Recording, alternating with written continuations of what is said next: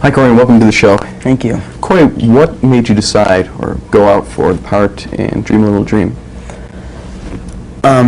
Two of my friends went back for their third callback, and I went with them just to wait around. We had plans afterwards, and I went upstairs, and I just said, "Hey man, you got a part for me?" Just like as a kind of sarcastic joke. He said, "Yeah, I do. This kid named Dinger."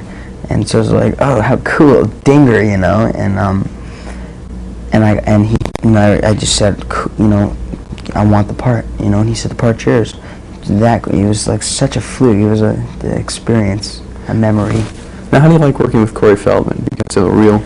Yeah, I mean, me and Corey are best friends. This is our third movie together. As far as working with him anymore, we're still best friends. We've sat down and came to an agreement of not working together anymore for a long time because we get categorized now as Corey and Corey, the two Corys, the twosome Brat Pack, and we don't want that because we still have our own lives and our own careers. We want to do it like on our own also.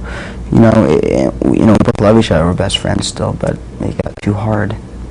Now, what about the teen magazines? I mean, you're right. It's definitely Corey and Corey. What do you think about all that publicity? It's good.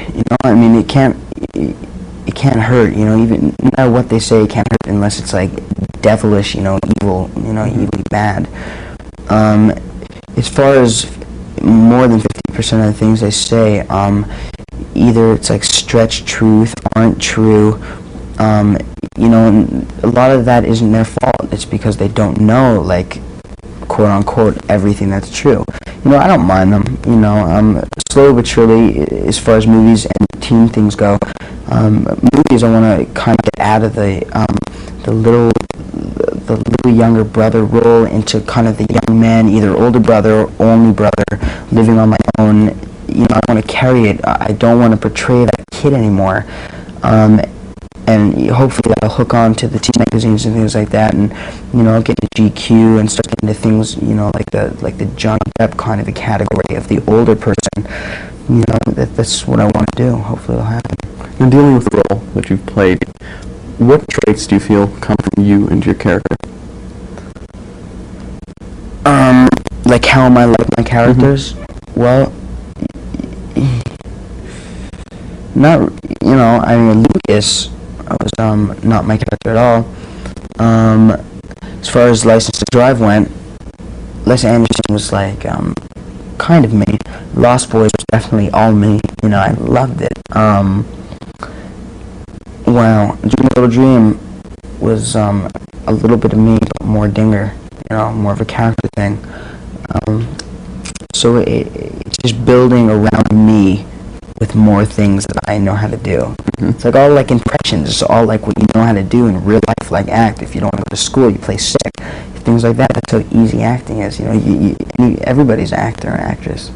But it's not hard. How'd you start out as an actor?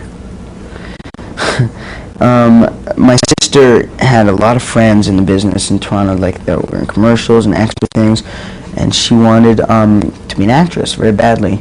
So my mom said, "Well, Carol, I'll take an agency."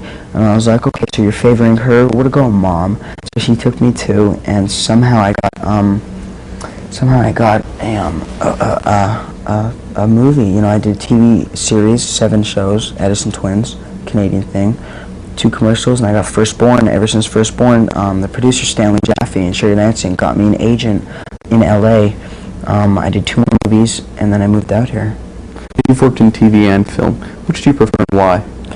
I prefer film because TV is, I've been offered to do plays. I've never been in a school play. I've never been in any play. I've always had a phobia about being in front of people and stumbling on my lines. I can't handle that, There's no going back. So TV was kind of like that. You can always cut, but it gets embarrassing. And it's just like a set, And movies, you can go on locations. It's just so much funner. You can cut, you can play around, you can do bloopers. It's like on this movie, Dream a Little Dream, Mark Rocco is such a funny director and so good that we had the camera guy that was also so good named King. Let's get him King Baggett. King always would pay me and Corey $10 he always made a bet with Mark for $50 that we would mess up a take, and King would give me and Corey $10 each on purposely to mess it up, so he'd make $50 off Mark, and we'd mess it up, and it's so much fun messing up like a take while they're rolling film. It's like such a, you're wasting money, and it's just like such a funny thing, but that's why I like that. You can always go back and do it again, Now, as an actor, how do you memorize lines? I don't know, I just do. I never figured that out. I just read them one time and I memorize them. So Mom always asks me that. I don't know. Do you have any creative desires, such as writing, directing? Directing, yeah. One day I want to direct, not now. Hopefully when I'm older. I'm kind of into writing because it's like I'm not getting the certain older dramatic parts I want, so it's like I want to write my own thing, but it's hard. I can't do it, It's like I need help with it, of course, but I have those goals in my life, sure. What about college?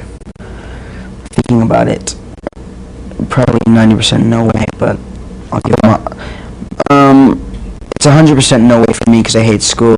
It's a good thing, but algebra and all that stuff doesn't help you in real life. But for Mom, I'm giving Mom a 10%, thinking she has a 10% chance of her kid going to college, but she doesn't. And for other child actors, what would your suggestions be? People who want to get into it. Just keep going, what can I say? There's so many people. My career is such a fluke, It's like that's why I'm ecstatic to be an actor. It's just such a fluke. Just keep going for it. Don't be discouraged. What can I say?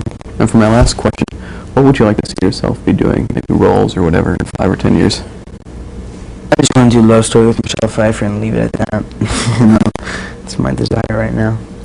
Thanks a lot. Thank you, man.